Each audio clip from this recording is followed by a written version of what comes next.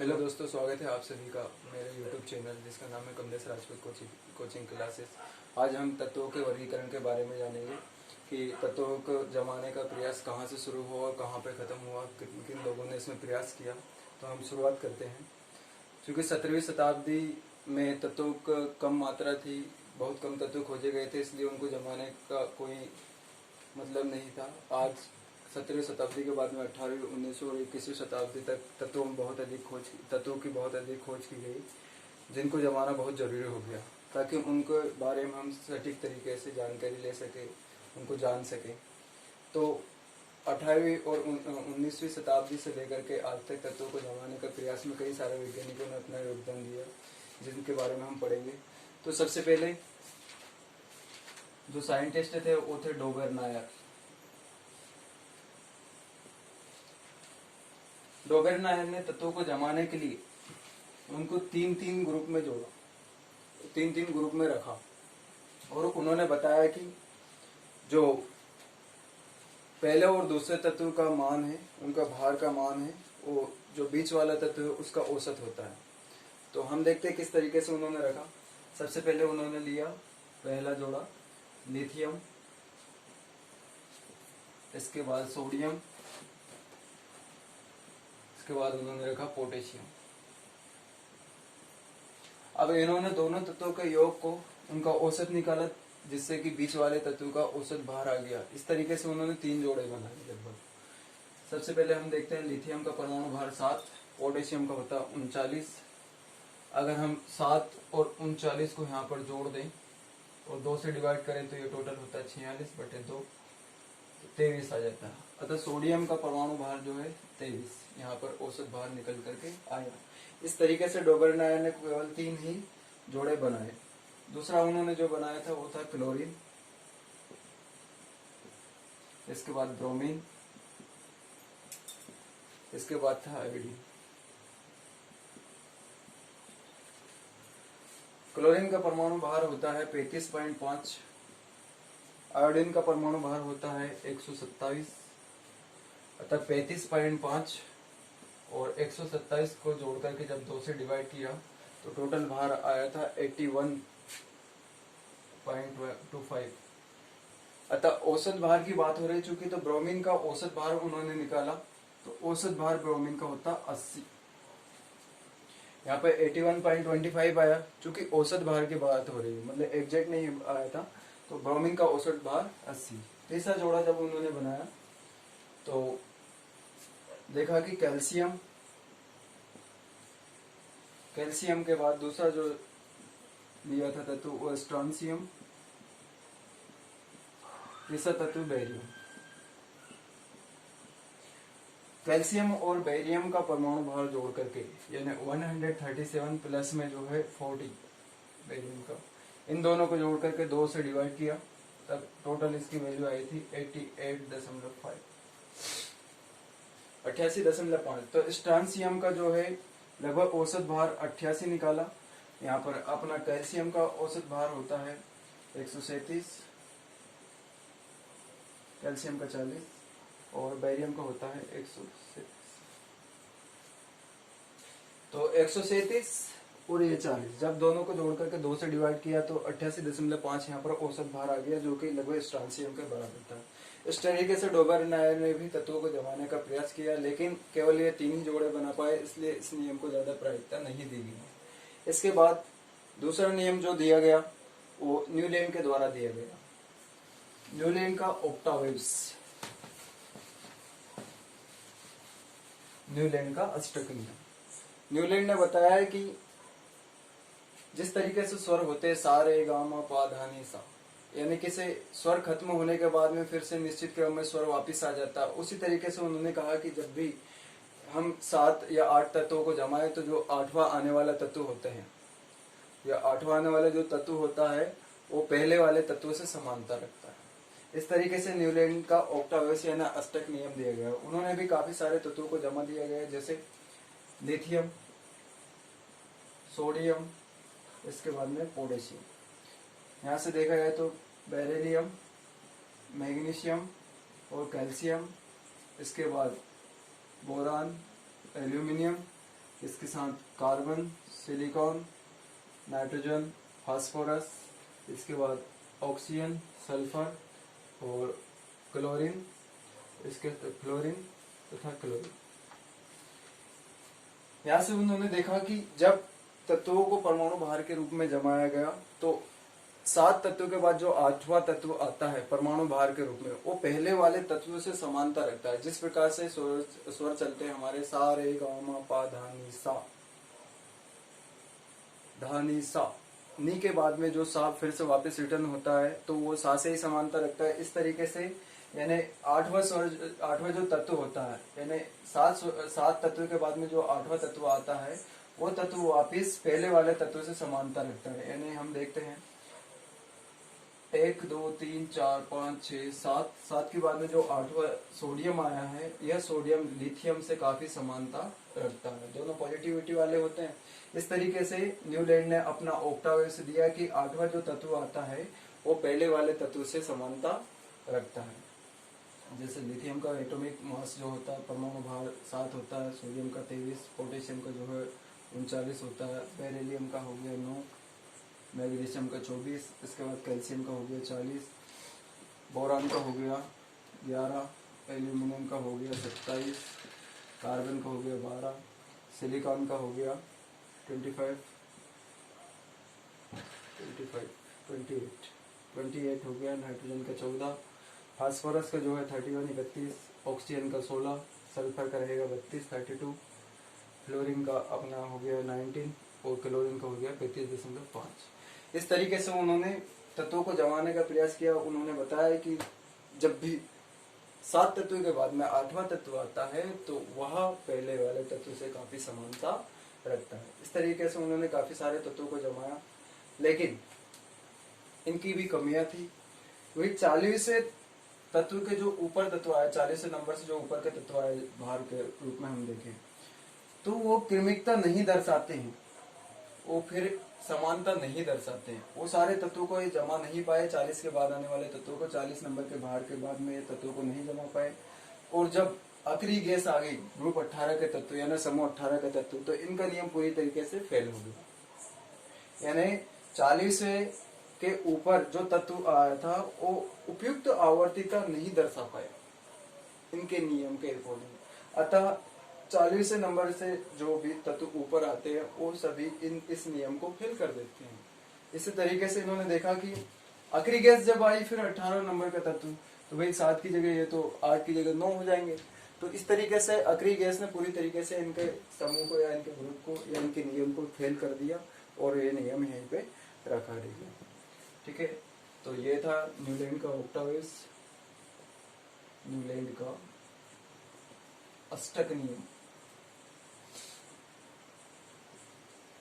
चलिए यहां से आगे बात करते हैं हम लोथर मेयर की संकल्पना। लोथर मेयर की संकल्पना, लोथर मेयर की संकल्पना। लोथर मेयर एक जर्मन रसायनज्ञ थे। उन्होंने परमाणु को उसके आयतन, गलनांक, क्वथनांक के ऊपर जमाने का प्रयास किया। उन्होंने देखा कि जो परमाणु है और उनके गलनांक, क्वथनांक और आयतन के अकॉर्डिंग उनको देखा जाए तो एक पीक बनता है या एक ग्राफ बनता है। उस ग्राफ को उन्होंने इस प्रकार से जमाया। उन्होंने देखा कि जो सर्वाधिक धनी तत्व होते हैं यानी सर्वाधिक धनी द्वितीय तत्व होते हैं, वो उस ग्राफ में सबसे ऊपर की तरफ आते हैं, शीर्ष पर आते हैं। यानी जो सबसे अधिक धनात्मक तत्व होते हैं वो ग्राफ में सबसे ऊपर आते हैं।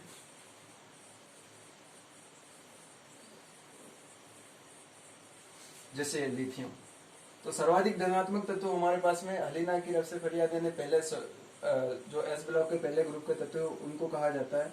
तो सबसे शीर्ष में आ जाएगा lithium, sodium, potassium, rubidium, caesium और फ्रांसियम।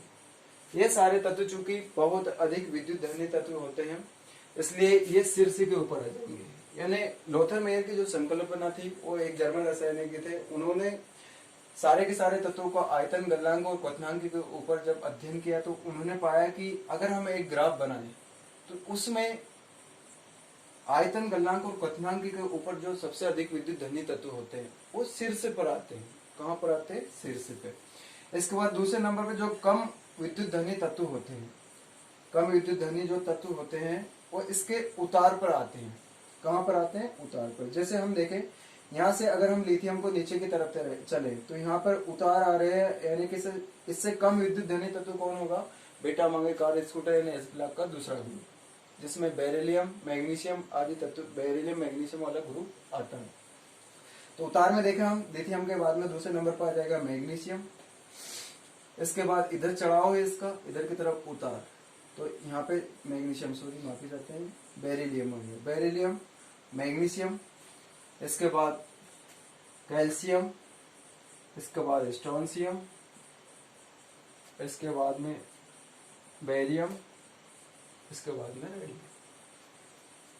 ठीक है, ये सारे तत्व उतार पर आएंगे। कहां पर आएंगे? उतार पर। क्योंकि लोथर मेयर ने बताया था कि जो प्रबल धन विद्युत तत्व है, अगर उनको उनके आयतन, गलनांक और क्वथनांक के ऊपर जमाया जाए तो ग्राफ में जो है सबसे ऊपर की तरफ यानी शीर्ष पर सबसे अधिक विद्युत धनी तत्व आते हैं। इसके बाद दूसरे नंबर पे जो कम विद्युत धनी तत्व होते हैं वो उतार के ऊपर आते हैं। दूसरी चीज उन्होंने बताया कि जो हेलोजन है, हेलोजन वाले तत्व इसके चढ़ाव पर आते हैं। कहां पर आते हैं? चढ़ाव पर। तो ये वाला पॉइंट इसका चढ़ाव होगा, तो हम हेलोजन को इस वाले पॉइंट से लिखना शुरू कर दें। तो ये रहा फ्लोरीन, इसके बाद यहाँ पे रहा क्लोरीन, ये चढ़ाव वाला पॉइंट है ऊपर की तरफ। इसके बाद ये रहा ब्रोमीन, इसके बाद ब्रोमीन के बाद अगर हम देखें आयोडीन, चूंकि एस्टेटिन जो है एक रेडियोएक्टिव तत्व होता है इसलिए उसको हम यहाँ पर नहीं लिखते हैं। आगे हम देखते हैं फिर से लोथर मेयर की संकल्पना को, पहले पॉइंट से समझते हैं। पहला पॉइंट कहता है कि जो सबसे अधिक धनी तत्व होता है, सबसे अधिक धनी तत्व, धनी यानी कैसा धनी? विद्युत धनी यानी विद्युत धनात्मक तत्व होता है, वह ग्राफ के शीर्ष पर आता है।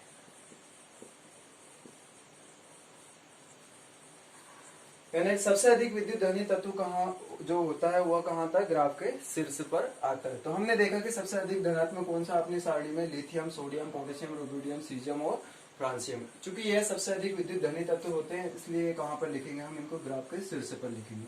दूसरे पॉइंट में उन्होंने बताया लोथर मेयर ने कि जो कम विद्युत धनी तत्व होते हैं, कम विद्युत धनी तत्व होते हैं, वह ग्राफ के उतार पर होते हैं।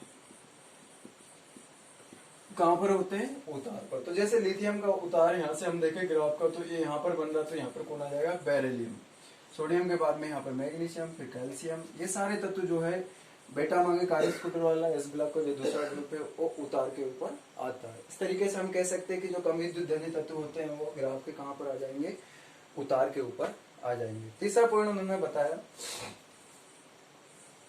कि सारे के सारे जो हेलोजन वाले तत्व है, विद्युत ऋणी तत्व, यानी हम इनको विद्युत ऋणी तत्व कह सकते हैं कि हेलोजन तत्व ग्राफ के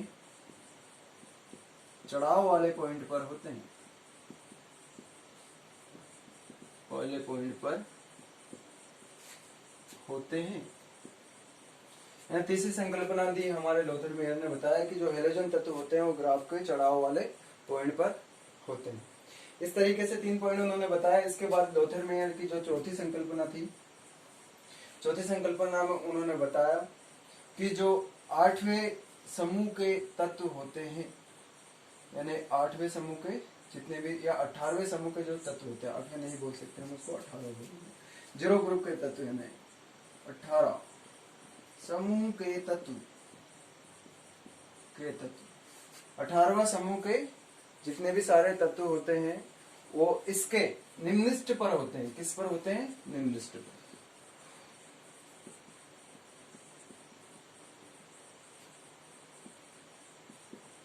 हैं। देखें हम कैसे होंगे।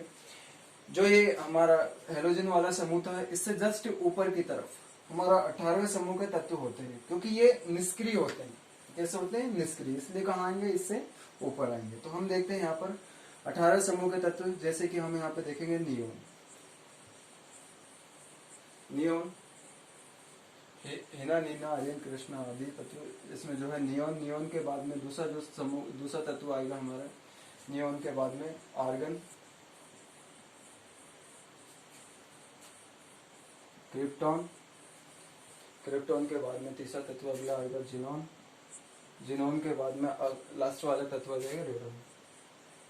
ये सारे के सारे तत्व निर्दिष्ट पर, यानी कि जो शीर्ष है उसके नीचे वाले भाग के ऊपर होते हैं। लोथर मेयर की चौथी संकल्पना थी।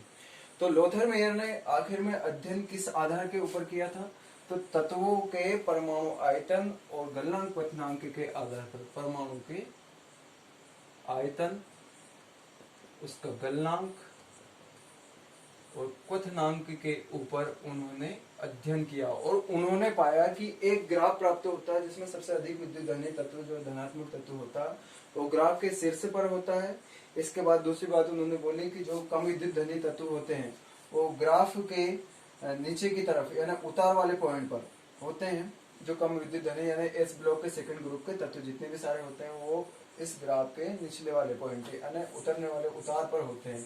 तीसरी चीज उन्होंने बताया कि हेलोजन वाले तत्व ग्राफ के चढ़ाव वाले पॉइंट पर होते हैं। तो जैसे हम इधर की तरफ से ये चढ़ रहे हैं, यहाँ पर उन्होंने बताया कि हेलोजन वाले जो सारे तत्व होते हैं इस ग्राफ के चढ़ाव वाले पॉइंट के ऊपर होते हैं। चौथा संकल्पना उन्होंने दी कि 18 समूह के जो तत्व होते हैं वो इसके निम्निष्ठ पर होते हैं, शीर्ष से निम्न बिंदुओं के ऊपर, यानी निम्निष्ठ के ऊपर यहाँ पर उन्होंने इन सारे तत्वों को रखा, जो कि 18वें समूह के तत्व होते हैं।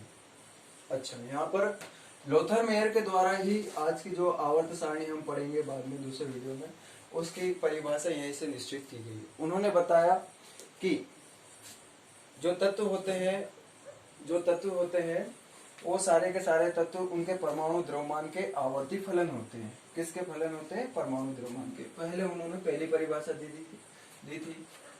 परिभाषा को मैं यहाँ पर देता हूँ कि तत्व के गुण उसके परमाणु द्रव्यमान के आवर्ती फलन होते हैं। आवर्ती फलन होते हैं। अच्छा, परमाणु द्रव्यमान, चूंकि द्रव्यमान की बात यहाँ पर हो रही है, सबसे पहले जो परिभाषा दी थी कि तत्वों के जो गुण होते हैं उसके परमाणु द्रव्यमान के आवर्ती फलन होते हैं, ऐसा उन्होंने बताया। लेकिन इसी परिभाषा को दूसरी तरीके से उन्होंने जब चेंज किया तो उन्होंने बताया कि तत्व के जो गुण होते हैं या तत्व के गुणों की आवर्तीता जो होती है उसके परमाणु द्रव्यमान की जगह यहाँ पर आ जाएगा परमाणु क्रमांक, क्योंकि हमारी जो आधुनिक आवर्त सारणी है वो परमाणु क्रमांक के ऊपर आधारित है, जिसे हम बाद में पढ़ेंगे। परमाणु क्रमांक के आवर्ती फलन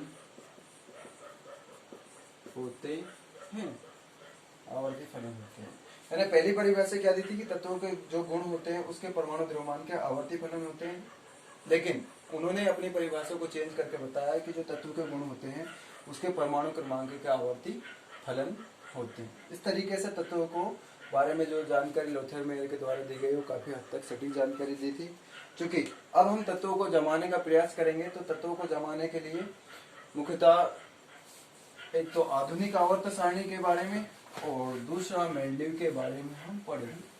मेंडलीव ने पहले परमाणु द्रव्यमान के आधार पर तत्वों को जमाने का प्रयास किया था, और जो आधुनिक आवर्त सारणी जिसे हम 118 तत्वों के रूप में पढ़ते हैं वो सारणी परमाणु क्रमांक के ऊपर आधारित है। तो सबसे पहला जो है मेंडलीव के द्वारा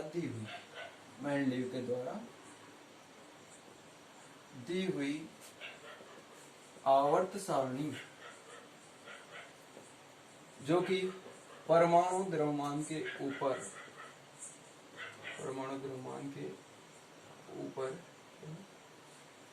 उसके बारे में पढ़ेंगे। दूसरा जो है इसमें हम पढ़ेंगे आधुनिक आवर्त सारणी, आधुनिक आवर्त सारणी जो कि परमाणु क्रमांक के ऊपर आधारित है, परमाणु क्रमांक के